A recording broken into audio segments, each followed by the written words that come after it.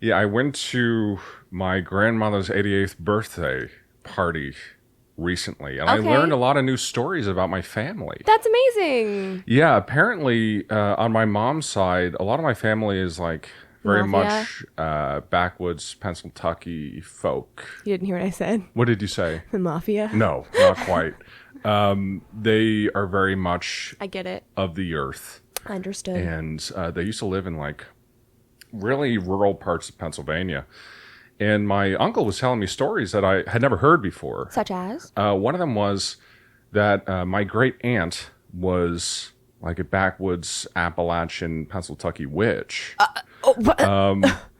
And the story went something along the lines of when she was a baby, she was sickly all the time. And they would take her up to their relatives to get her cured every time that she fell sick. And this happened once, twice, 3 times. So eventually they kept the baby at their relative's place to grow up. And she grew up to be very much, I don't know what the word would be, but very much... Free-spirited?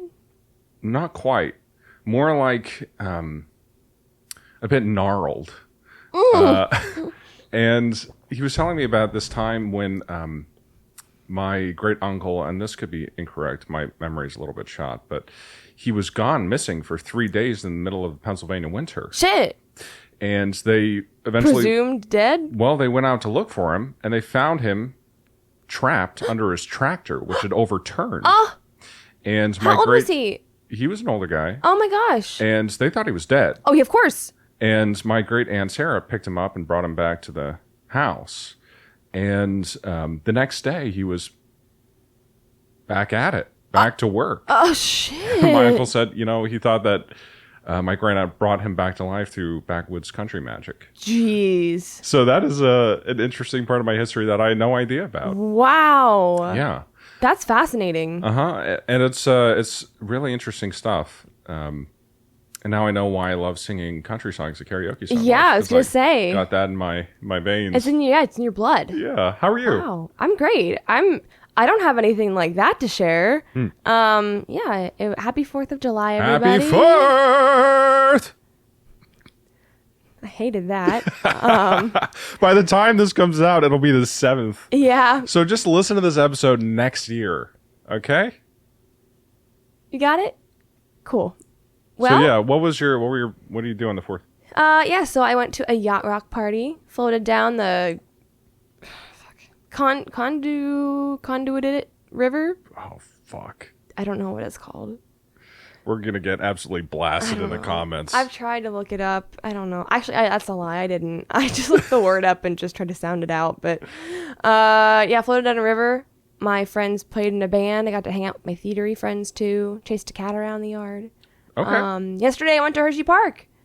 Nice. It was nice. I haven't been to a water park in at least 10 years. Did you go to Chocolate World? I did not. Oh, we were that's a water missed park opportunity. babies yesterday. Water park babies. And then we ended the day with some roller coasters, and I got to go on the carousel for the first time in probably 15 years. Wow. So, delightful. Probably more than 15 years, yeah. So it was a nice little day. Wow, the whimsy. It was very whimsical. And we got ice cream after. It's very, very girlhood summer days. Yes. Weekend that I've had. It's like it's very American. Yeah.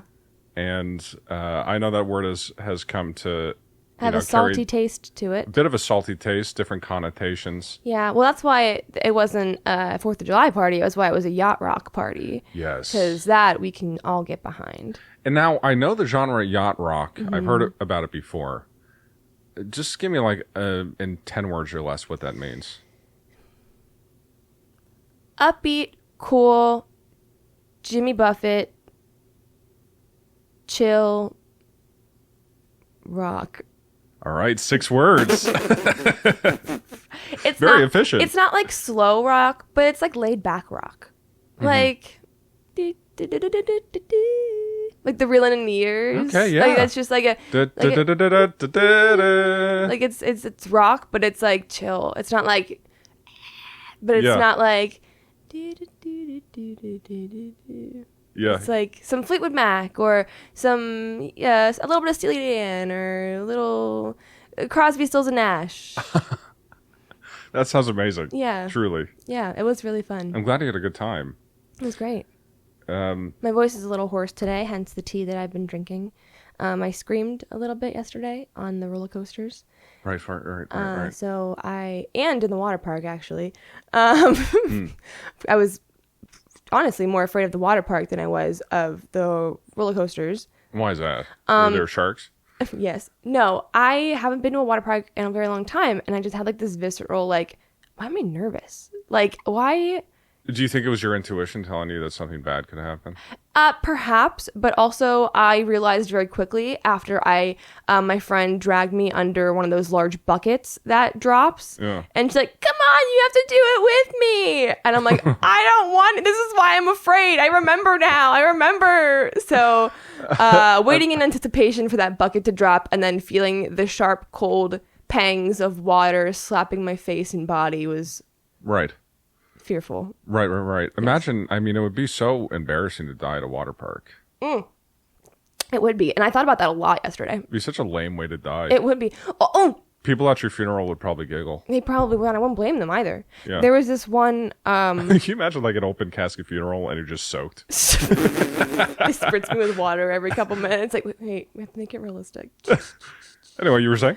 There is this one purple water slide at Hershey, and I didn't know, but it was like pitch black. Like it was fully enclosed, and you couldn't see the light. So it was like pretty suffocating. And I was like, I started to hyperventilate in this water slide because I go down, and I was like, oh, and then it goes pitch black, and I'm like, oh, and then like it's hot, and there's water splashing around you, and you're like, it's hot. So I can't breathe.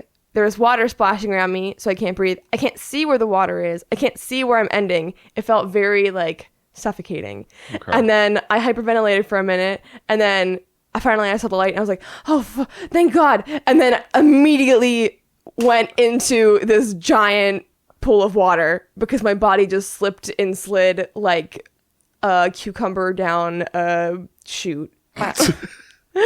As they say. As they say. Man. Yeah. So I went from relief to... Yeah, damn. Yeah. But a great time. Great time. You're fearful of many things. Yes, I am. Yeah, you must be constantly in a fight or flight response. I am, very much so, usually. Most days. Well, this is the perfect podcast for you. That's why I began it. And welcome, folks, to My Existential Crisis. The podcast where we talk about all the things that make us question our entire sense of self, like purple water slides. And my name is Dylan. My name is Madison.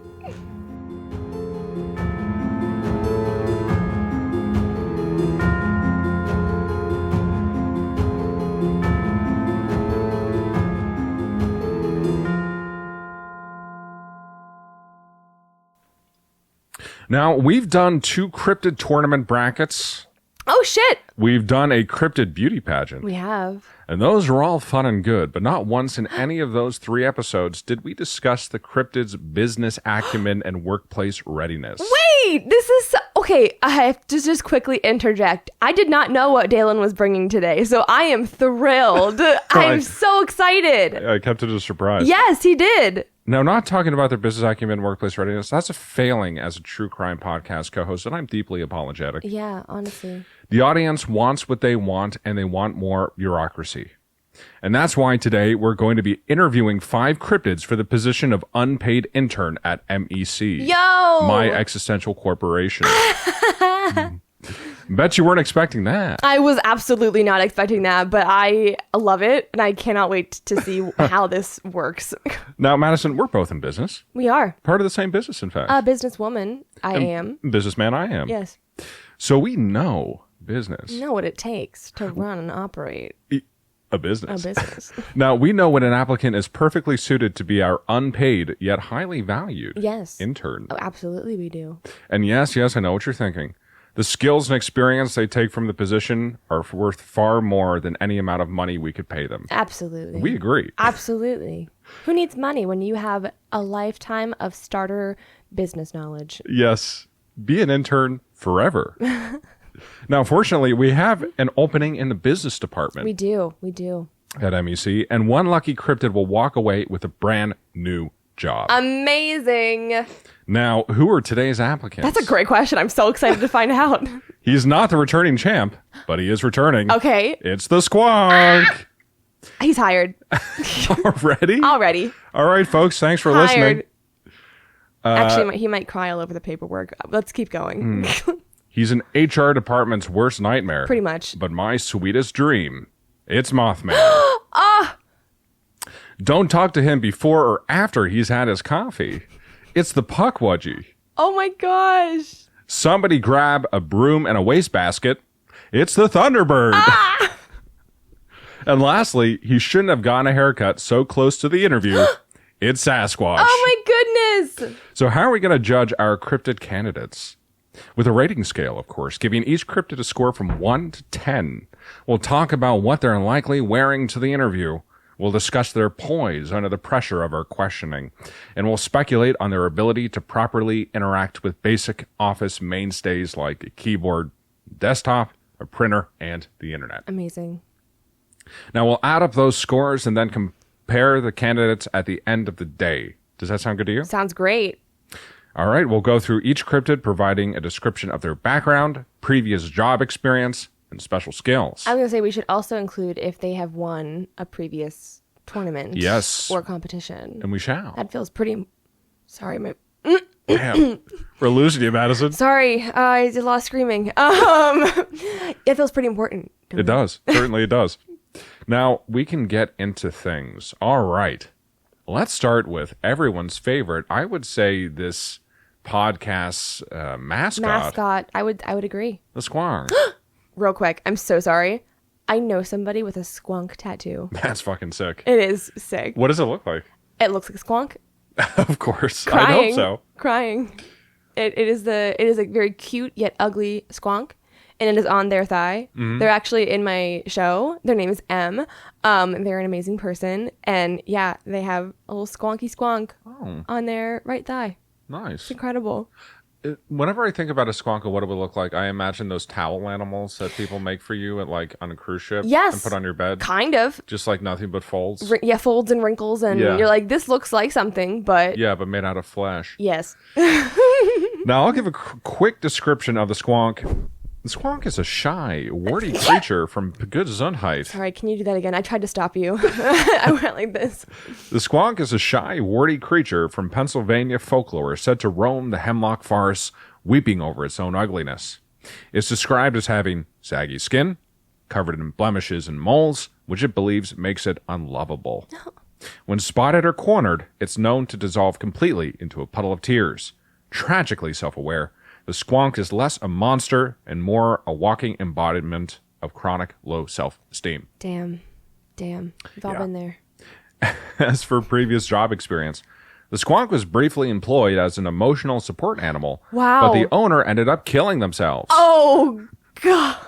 He also worked at the DMV and won Employee of the Month 12 months in a row. That makes sense. That is pretty accurate. Special skills include the profound empathy he has for those around him. Yes. He's also a good brand representative for charitable efforts. Yes. Which, as you know, are tax deductible. So, Madison, let's grade the Squonk on his hireability for the vaunted position of unpaid intern. Okay. We'll speculate on his interview outfit. All right. His poise during that interview. Okay. And his ability to use basic office tools. Okay. Let's start with his interview outfit. What do we think he's wearing? So here's the thing. Yes. I'm either thinking he is wearing like a sack. A sack? Burlap? Or a burlap sack. Or he goes the other way and he's wearing like a little newsboy cap and like a little vest with a little tie.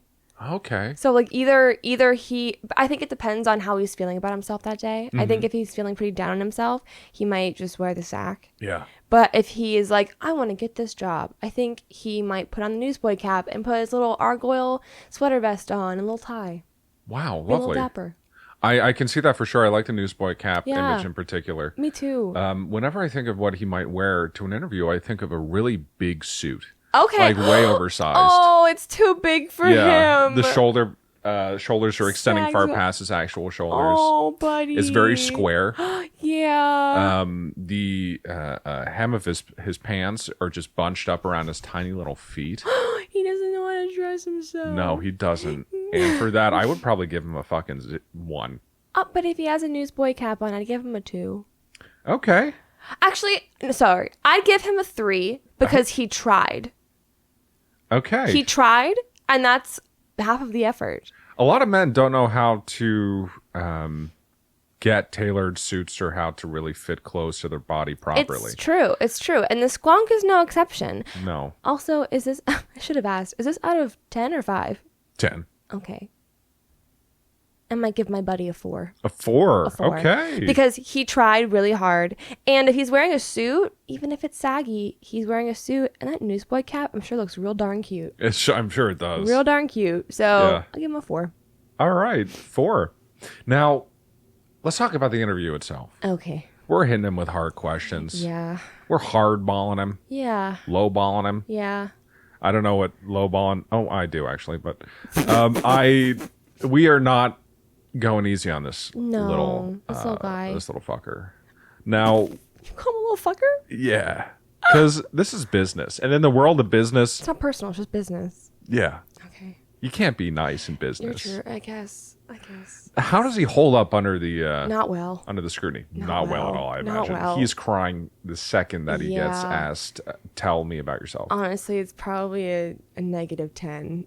-10? Probably. Holy shit. Because what was probably going to happen is he's probably going to... Like, you're right. Tell me about yourself. He's gonna start crying. He probably won't even make it through the interview. He's going to dissolve into a puddle of tears. Yeah.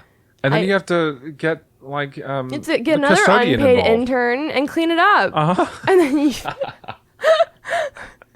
And it's not like something you can like sweep up with a broom and a dust thing. It's a mop he's like situation. in the carpet. Yeah, you got to scrub that out. Yeah, and that is it's not like a health violation, but it's certainly unpleasant. It's perhaps a biohazard and perhaps a little traumatizing knowing that little buddy's in the carpet. Yeah.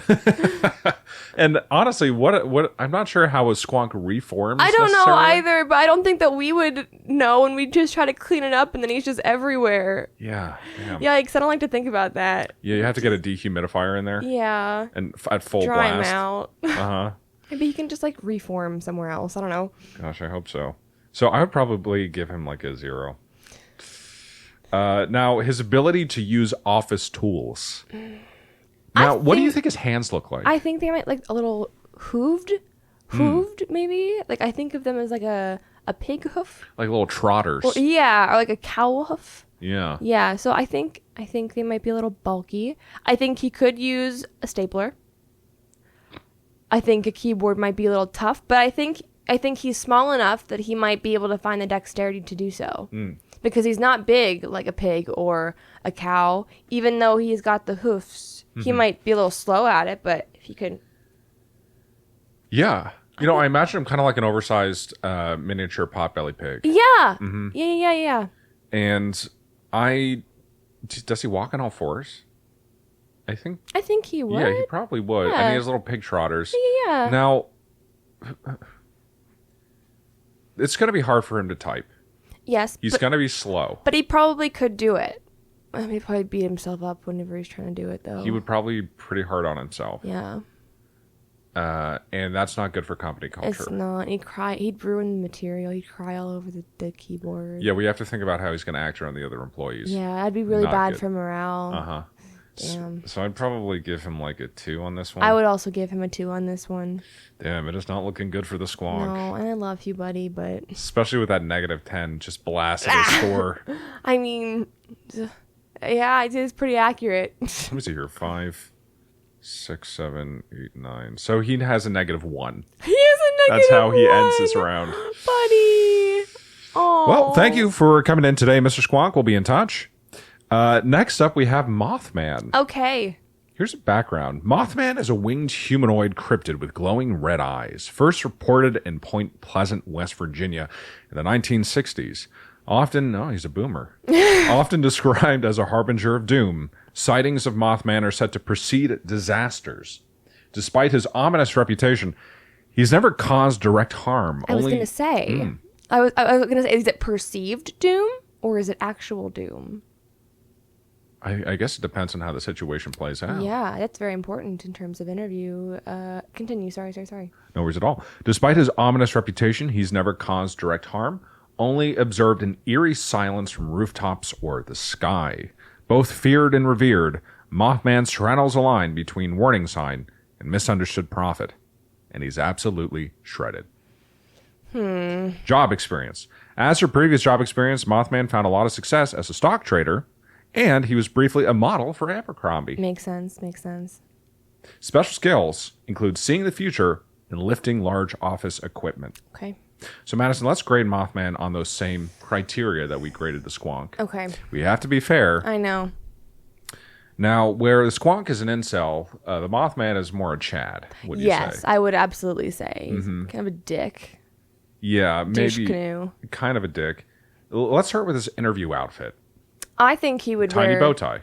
Tiny... That's it. I think he'd wear one of those really tight, like 1 or 2 size too small European cut button-ups. And like, if a button pops open, like, oops. He probably also wears like a really slim cut like trousers, so his butt is just like popping out. Yeah, it is. He's going to be nothing but a distraction. Yes. Around the office. Yes, and we don't need that. In both people in awe of him and in fear, because he is very intimidating to look at, and with those scary red eyes, I'd be afraid. Yeah, he definitely owns an expensive watch. Yes, and he gives off a very bold presence that might make people uncomfortable. Yes, he does. He has a radiating aura. As for his accessorizing, probably an earring. Absolutely. The watch is a Patek Philippe. Yep. I don't know what that means, but yep.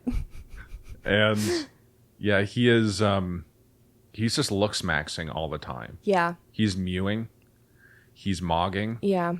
And we really don't need that kind of thing at the office. No. It's like he deliberately tried too hard and he knew it. Like he just wanted to show himself off. So I'm going to give that actually probably a 2. Yeah. Because he looks good, but like, buddy. Interview outfit, I give it 10. Now, of course you would. Poise during the interview.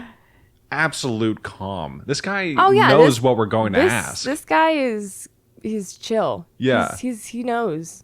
He doesn't need to study in advance of the interview. He already knows what we're going to be asking him. And he knows what answers we're probably going to respond to best. So, I don't know. I give this... At the same time, though, we know that he knows. Exactly. So I don't trust that. Because, like, I want authenticity. I don't want you to give me the answer that you think I'm going to like, which, of course, he would. I was going to say if he wouldn't, then I would know, obviously. But he would, of course. He would probably compliment me on my shoes if he knew what I wanted to hear. He absolutely would. Those Pabst Blue Ribbon shoes, he'd be like, dang, Dylan, looking pretty good today. Yeah, and my blutes. Your blutes. Nice pair of blutes you got there. I was like, And he would use that phrase, too, knowing that you would like it. You'd be like, thanks, guy. And I'm like, we got to hire this guy. Yeah, and I'd be like, Dylan, no. Yeah, but at the same time, he knows. He knows. So I don't trust that. I would give him middle of the road 5. For interview skills, or what was this for? Poise during the interview and interview skills, yeah. I give him a 4. 4. Because I know he's not going to be honest. Yeah. But he's going to give good answers. But it's kind of sad because he's unable to be honest. That's not true. You don't think so? No. I think if you know, like, there's plenty of times where I might not know, but I know how people are going to take things, but I'll still be honest. Well, he already knows what questions we're going to ask, so for him to go out of his way to not take advantage of that information. Yes, but again, like, I don't want you to tell me what you think I want to hear. I want you to give me your answers. How am I supposed to know who you are as a person and a candidate if you don't give me the answers that are truthful to you? I think Mothman's going to cry. I hope he does, honestly. He needs to be knocked down a peg or 2. Okay. Now, ability to use office tools. I think he's fine. Yeah, he's competent. Yeah, he can definitely do that. Now, I think the problem would come whenever he's using these tools and he's like bending over, he'd be like, oops. Drop some papers. Oh, no. Yeah. Something rolls underneath the printer. Yeah. I got it, guys. He has to lift it up a little bit. Yeah. His tries are absolutely popping. The shirt that he's wearing rips. Yeah. Buttons pop out. Oh, no. But he brought a backup shirt, of course. Of course he did. He keeps it in his little drawer next to his desk. Yeah. So I would probably give him a 10 on this one. Yeah, that seems fair. Yes. Okay. Yeah, he'd be able to use them just fine. All right. Next up, we have the Pukwudgie. Pukwudgie. And he's looking ornery. Ornery. Here's a quick description. The Pukwudgie is a small trickster-like creature from Wampanoag folklore, often described as knee-high with gray skin, glowing eyes, and porcupine-like features. Knee-high to a pig's eye. Sorry? It's not like a phrase from the Knee-high to a pig's eye? Knee-high to a something eye. Never heard that before. Knee-high to a pig's eye. Knee-high to a little grasshopper. Are you high? No! These little phrasers from Did you show up to this interview drunk? No! Knee-high to a pig's eye? Knee-high to a pig's eye. Isn't that a thing? I'm not familiar. Did I make that up? We have to look this up. I'm doing it. Madison's breath smells like Knee-high to a vodka. pig's eye. Knee-high to a pig's eye is an idiom primarily used in American English, the South, to describe something or someone very small or young. Knee-high to a grasshopper. See? Wow, okay. I am not dumb. Well, I know what I'm talking about. It's a very similar expression. don't come at me surprised. Yeah. I had no idea. Calling me high. Calling me drunk. I'm drinking my tea. Like a good person. Now, once friendly to humans, legend says the Pukwudgie turned bitter and vengeful, using magic to confuse, lure, or harm those who cross its path. Known for disappearing into thin air, shapeshifting, creating fireballs, and pushing people off cliffs. Pukwudgies are as mischievous as they are dangerous. Of course, okay. Job experience. As for previous job experience, this Pukwudgie worked as a spiritual influencer. Oh. Yikes. Gross. And a corporate spy. Okay. That's pretty cool. Now, he has more special skills than I can list here. Truly an adaptable little creep. Okay. He can turn into anything, even That's right. a capable office worker. Precisely. Hypothetically. Now, let's grade the Pukwudgie on his hireability. Okay. Let's start with his interview outfit. What do we think he's wearing? I think he would want to spark mischief as much as possible. So I think he would be his true self. Because at first I was like, maybe he'd like show up in a different form. I imagine just like a really tiny guy with a porcupine face. Yeah. And Which is pretty cute, actually. I think he also might wear a newsboy cap and a little Argyle sweater vest. I think he would try to show up. This for his specific interview. outfit is burned into your mind. It for some really reason. is, but I can imagine this little guy in it. He's a little like blue Argyle sweater vest, little bow tie. He's got a newsboy cap on. Got suspenders, his brown pants. I and was some thinking suspenders. I was thinking like khaki shorts. Yes. But like brown khaki shorts. Yes. High socks. Of course, like a little German boy. A little German boy outfit. Yes. Tiny black shoes. Yes. This feels right. Yeah, although you shouldn't wear black shoes with brown pants, folks, usually. And a white dress shirt, suspenders, Yes. vest. Vest over suspenders? No, under No? suspenders. You put the suspenders over it, don't you? You would wear a vest under suspenders? I don't wear suspenders, man. I don't know how they work. And a little newsboy cap. Little newsboy cap. Maybe spectacles. What about a monocle? No, it's too much. Two monocles. Two monocles. Somehow less. Two monocles. Yeah, I remember this joke from The Bit of Fry and Laurie, which was this great British comedy show with Hugh Laurie. I was going to say, is it Fry. Laurie? Because you said, what did you say? In Laurie? A Bit of Fry and Laurie. Okay, yeah. Yeah, I it was like, Stephen Fry, Hugh Laurie, and there was this great line from one of the bits, and it was like, the most frightening spectacle I've ever seen in my entire life was perched on the bridge of his nose. I thought it was funny. All right. That was We got to pretty keep good. the office humor clean, folks. This is a PG episode. Has to be safe for work. Yes. All right. Interview outfit. I'd give it an 8. I'd give it a 10. A 10? I'd give it a 10. He really tried. He really showed up. Yeah, he did. And he brought his own personality into it, which I really appreciate. Yeah. I like that. Even if the personality's bad. Even if it is, I like that he brings it out. But because the thing is, He's a mischievous little fucker, but I think... language, please. We're in an office. He's a mischievous little person, but I think that he would put on a really good face for this interview and then, like, flip a switch during the actual job. Yeah. So I'm imagining our first impression of him would be pretty good. And he could put on any face for the interview. Exactly. He goes from little porcupine nose to, like, I don't know, just like I imagine just like a 40-year-old, like, office worker face.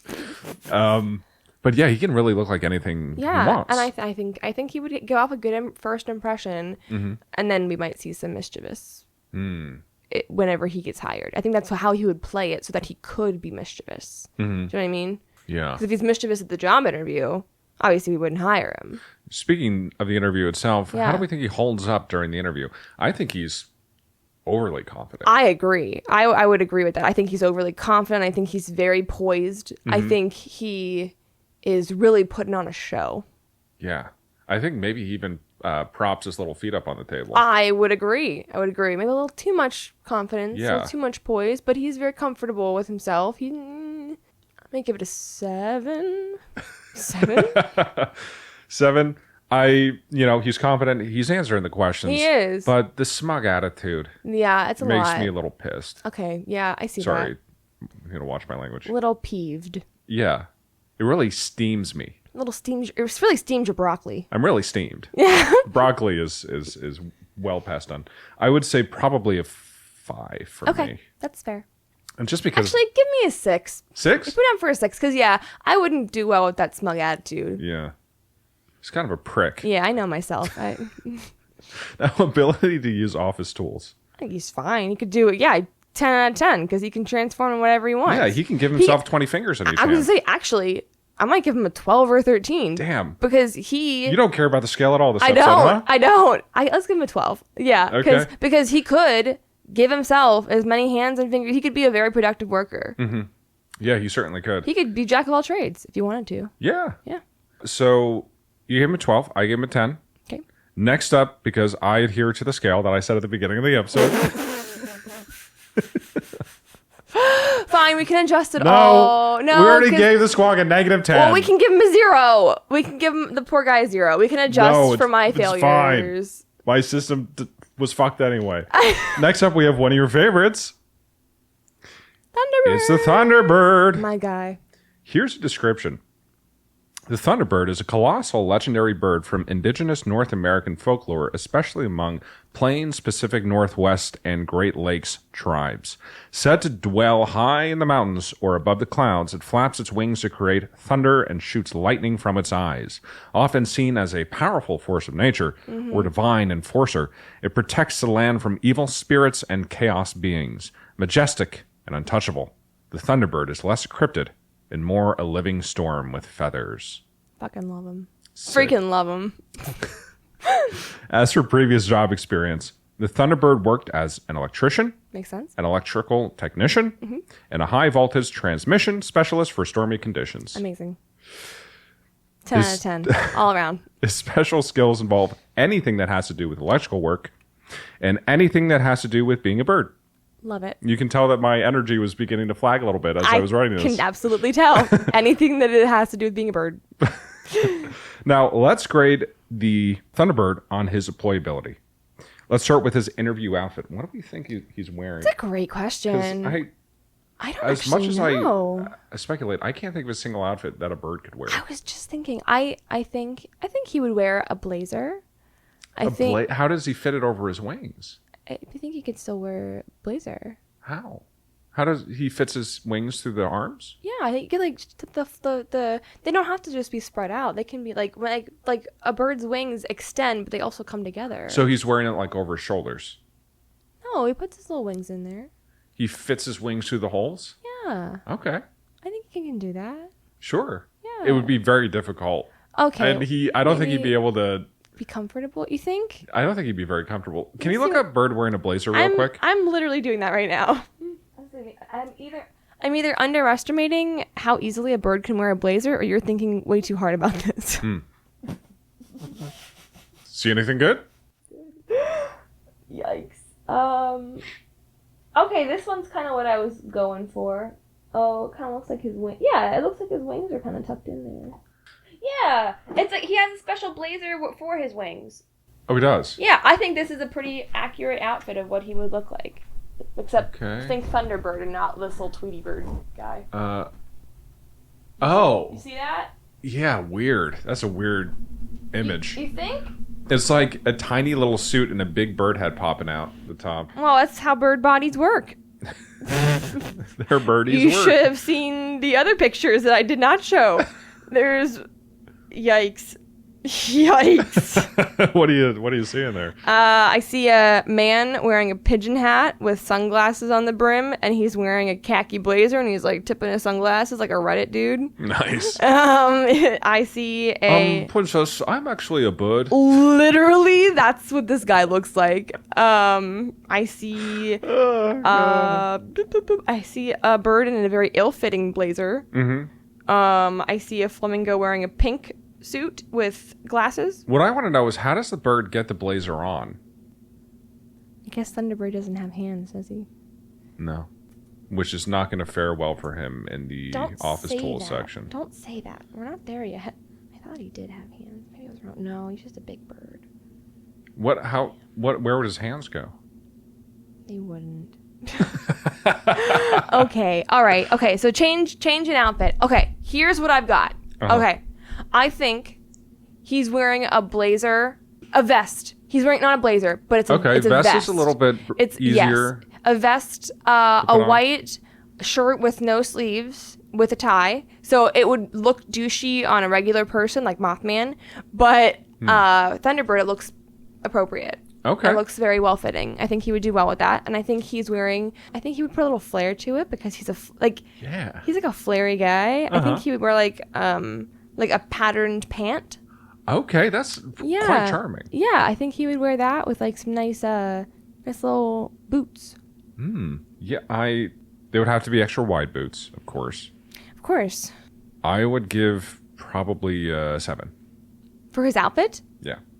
I give it a 10. Give it a 10? I give it a 10. All right, well, you're biased. I am biased, but what were the other ones I gave? For outfits? Yeah. You gave the Pukwudgie... Of course. Pukwudgie was the second highest. Did you give him a 10 as well? I think I did. You did? I think I did. No. Yes. Mothman, you gave a 2. Yeah, because he looked like a douche. Squonk, you gave... He tried a 4. A 4. Because he tried. Yeah. Okay. Yeah, that feels right. Mm-hmm. I liked I like his fit. It's like he's looking drippy. He is. He's a little swaggy with it. He's giving off his personality. Uh-huh. Yeah. And looking professional. Yes. And practical. Uh-huh. Who says you can't bring your personality into the workplace? True. You know, with your clothes, with your style. Now, poise during the interview.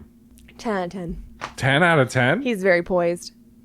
Birds are famous for their poise. They are. He is poised. He is calm, cool, collected, but not in a dicky way. Uh-huh. Like the other ones. He is just like a good guy. He does seem like a good guy. Yeah. I'm a little worried that I get electrocuted.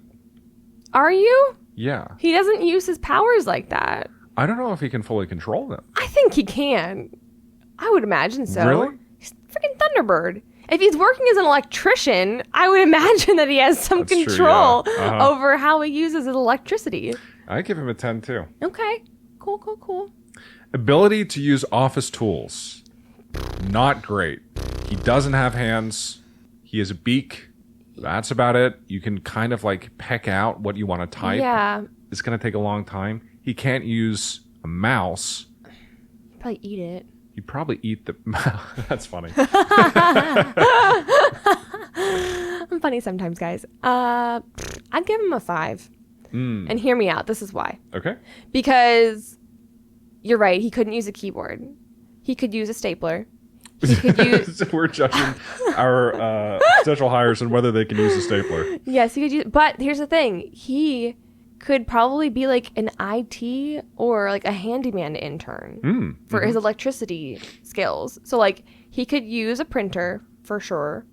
He could help fix things like that. So while he probably couldn't use office tools very well, he could help to fix them, I imagine.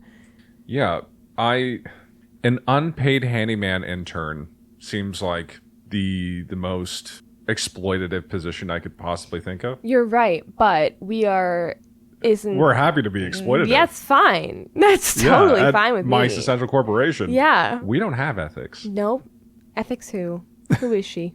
What would you give? I would give probably, ability to use office tools, 5. Really? Yeah. Okay. No, 3. Yeah, 3. 3? Yeah. I was thinking 5 or 4.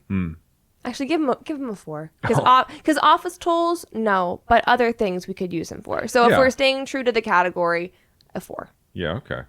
Now, lastly, we have maybe the most popular cryptid to ever do it. It's Sasquatch. Here's the description.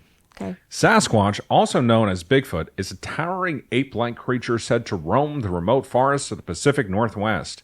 Covered in dark hair and often described as reclusive but observant, he leaves behind massive footprints and unanswered questions. Despite countless sightings, he remains elusive, as much a wilderness myth as he is a cultural icon. Damn. Some say he's a missing link. Others call him the world's most committed introvert. As for previous job experience, he, of course, worked in a brewery. And similar to Mothman, he was briefly a model, though none of the pictures were usable. Now, he has great interpersonal skills, just a guy you want to get a beer with. Yeah. And he's a great culture fit. Just a positive presence with a lot of wisdom. Now, let's grade the Sasquatch, starting with his interview outfit. What do we think he's wearing? Hear me out. Okay, hearing. I think he's just wearing a tie. Like Donkey Kong? Yeah, like an oversized tie. This like is really giving Fred Flintstone Donkey Kong. Is it a good tie? What color? I think it's like a tacky tie. I think he thinks it's a good tie. I think he thinks it's a really good tie. And I think if we were to see it, we'd be like, ooh. He was brave enough to go into Joseph A. Bank once. Basically. And grabbed the first tie that he thought was like... And would fit him. And that was like impressive. Yeah. Yeah. And the color, it's like a purple and gold stripe. I was going to say, it's got a pattern on it, of course. He's like, I need something that pops. Whether it's like stars or polka dots or stripes. Like he would do all of those things. And it makes me sad. Yeah. Because there is a lot of potential here. Yeah.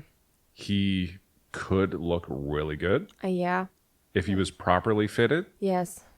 But he's too shy. Yeah. And he wouldn't stand to go to a tailor or to be measured even. So yeah, I think he's just wearing a tie. Do you think that him and the Squonk are friends? Him and Squonk? Probably not. No. Because I think while they're both elusive creatures, I think the Squonk would depress him too much. I think he's too like, I think he'd feel bad for him, but he's like, that's not the energy I want to be around. Gotcha. Yeah. Maybe the Squonk is like a friend that he sees like every like few months or so out of pity. Yeah, probably. That's probably a good way to put it. Like the Squonk wants to have a tea party, and he's like, I'll bite. Yeah. And he goes, and then it's just like a pity party. And he's like, hey guys, the water main broke at my apartment. I gotta go back. Catch you later. Yeah, my water line keeps breaking. It just keeps breaking. It won't stop breaking. Interview outfit, probably 2. I would also give him a 2. Poise during the interview. I think he's a little nervous. Yeah, he'd be nervous. He's a really nice guy. He's really chill. I don't think he has the poise for an interview. But I think I could see past some of that because I think I think you can tell he's just a good guy. Yeah, he's really trying his best. He really is. You can tell that he prepared. Yes, but he's not nervous. He's not the smartest guy. No, that's the other thing too. Like he's not the sharpest tool. No. But he is a good culture fit. And he with is. Time, I think that he could really acclimate and get comfortable in the office I space. would agree. I'm thinking like a 6 or 7. 6 or 7? 6. Let's go with 6. Okay. Because he's got work to do. I think he could get to a 7 or an 8 eventually. How much of that is just the generosity of you, just being more flexible with like his performance and that kind of thing? I think that's probably I think it's probably a fair assessment that I'm being a little bit generous. However, what would his base point total be? Like, how many points are you adding for? Because I'm curious. Because I feel the same. 1 or 2. I probably, if I were being harsh, I'd probably give it a 4. Damn. Yeah. And I'm being generous because I think I can see past his nervous personality to like the good culture fit, like you're saying. And I think he'd be a really good fit. So I think despite his lack of poise, I think I feel like he's a grower, not a shower. And listen, our business doesn't run on goodwill. It doesn't. All right? It runs We on don't have ethics. Yeah. We're hiring an unpaid intern.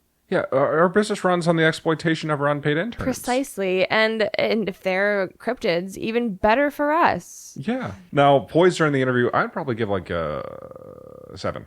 Okay. Damn. Yeah, because I like him. I know you do. I know. He reminds me of myself. That's why I gave him a 6, because I was like, yeah, I like this guy. He's just a little rough around the edges. He is. He's wearing just a tie, going full Donkey Kong. And of course, he wouldn't be able to find shoes that fit him. No. No. He'd have to have them custom made, and again, he would not get measured. Really expensive. And how is he going to pay for that on no salary at all? It's true. We're not going to pay him. It's true. Absolutely not. Hell no. No. He gets exposure and experience. That's it. You're welcome. Now, ability to use office tools.